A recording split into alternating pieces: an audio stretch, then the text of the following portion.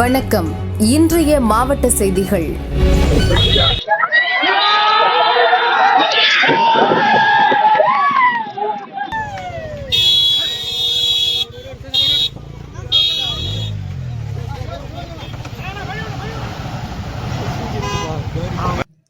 செங்கல்பட்டு மாவட்டம் மாமல்லபுரத்தில் தனியார் நட்சத்திர விடுதியில் தவேகாவின் சிறப்பு பொதுக்குழு கூட்டம் நடக்கிறது.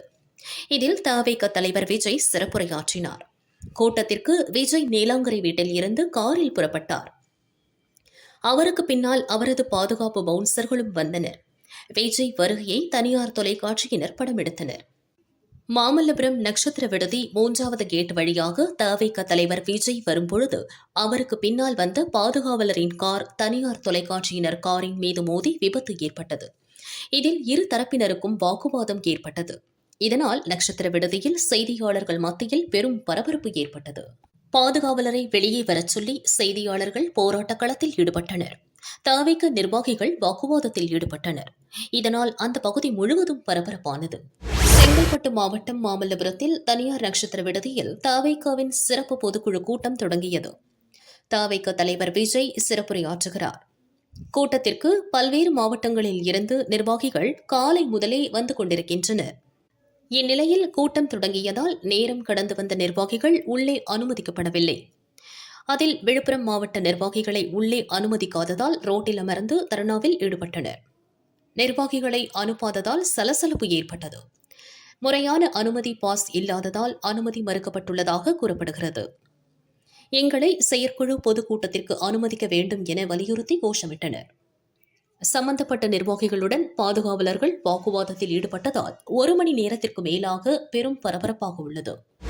செங்கல்பட்டு மாவட்டம் மாமல்லபுரத்தில் தனியார் நட்சத்திர விடுதியில் தவேகாவின் சிறப்பு பொதுக்குழு கூட்டம் நடக்கிறது.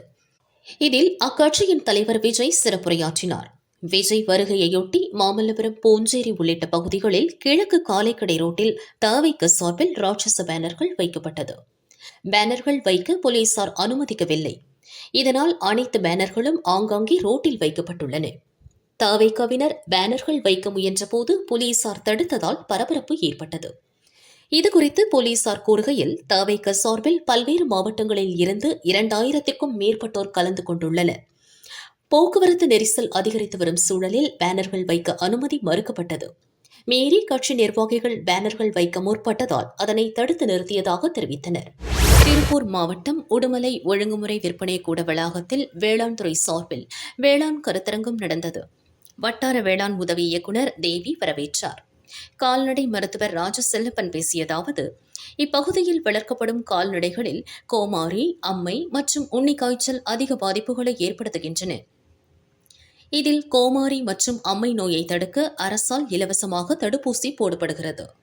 கிராமந்தோறும் நடத்தப்படும் தடுப்பூசி முகாம்களை கால்நடை வளர்ப்போர் பயன்படுத்திக் கொள்ள வேண்டும். இத்தகைய நோய்களால் கடந்த ஆண்டு இப்பகுதியில் மட்டும் 63 கால்நடைகள் உயிரிழந்துள்ளன. எனவே தடுப்பூசி செலுத்துவது அவசியமாகும் என்றார்.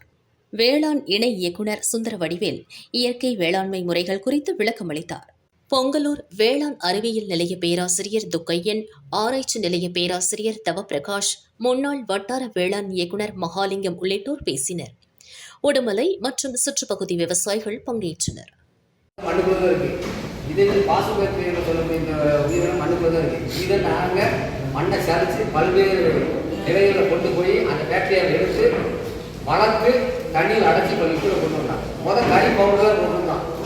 நிறைய விவசாயி கறி பவுடர் வாங்கி என் மேலே எழுந்த காலம் தான் உண்டு. ஏயா கறி பவுடர் வந்துட்டு நெல் விதை நிற்க போலையா 90 இது நடந்த உண்மை. 95 நான் வந்து வேளாண் வளர்ப்பில் விருதுநகரில் ஒர்க் பண்ணேன். என் ஊர் அந்த பக்கம் தான். அதில் செய்ய விற்க போல அந்த நெல் விதை விவசாயிட்ட சப்சிடி 2 ரூபா விலைக்கு வருது. அந்த 2 ரூபா மறைச்சிடுவோம் சொல்ல போனால் அந்த 2 ரூபாய்க்கு விற்காத அந்த கறி பவுடரு ப்ளஸ் அவங்க தொழில் புரட்டி இருக்காங்க. பெட்ரோல் பட்டம் சொல்லுவாங்க, தொழில் புரட்டி மதுரை போஸ்ட் கலப்பா இதெல்லாம் சேர்த்து சொல்லுவான். அவர் ஏன் பிரச்சனை பரவாயில்ல, இந்த ரூபாய்க்கு 2 கொடுத்தா இது கொடுத்தாங்க. அதுவும் விவசாயி இந்த கடிப்பவனை இறக்கி அனுப்பிட்டு ஒரு கட்டி எங்கிட்ட படித்தாரு செதறிச்சு.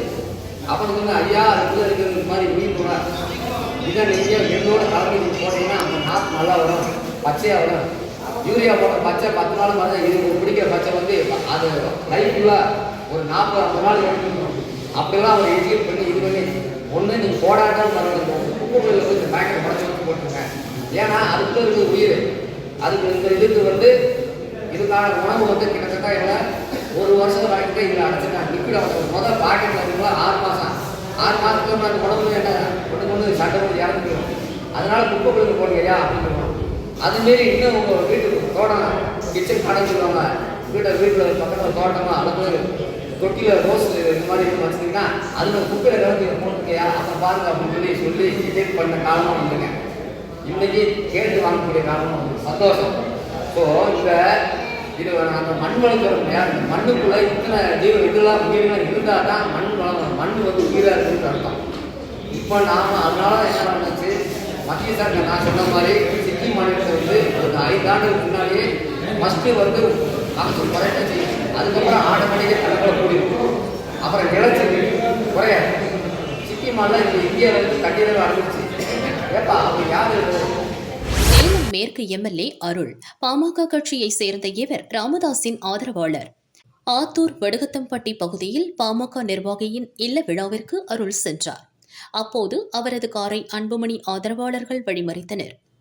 கல், உருட்டுக்கட்டை, இரும்பு ராடு, அரிவாள் உள்ளிட்ட ஆயுதங்களால் தாக்கினர். சம்பவத்தில் இரு தரப்பினருக்கும் காயம் ஏற்பட்டது. எம்எல்ஏ அருளின் ஆதரவாளர் மற்றும் சேலம் கிழக்கு மாவட்ட செயலாளர் நடராஜன் உள்ளிட்ட 8 பேர் சேலம் அரசு ஹாஸ்பிட்டலில் அட்மிட் செய்யப்பட்டனர். நடராஜன் அளித்த புகாரின் பேரில் போலீசார் விசாரித்தனர்.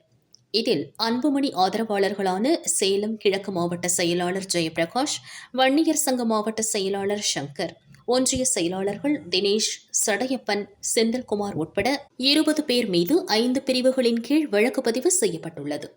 ஆத்தூர் மற்றும் வாழப்பாடி டிஎஸ்பி தலைமையில் 2 தனிப்படைகள் அமைக்கப்பட்டன.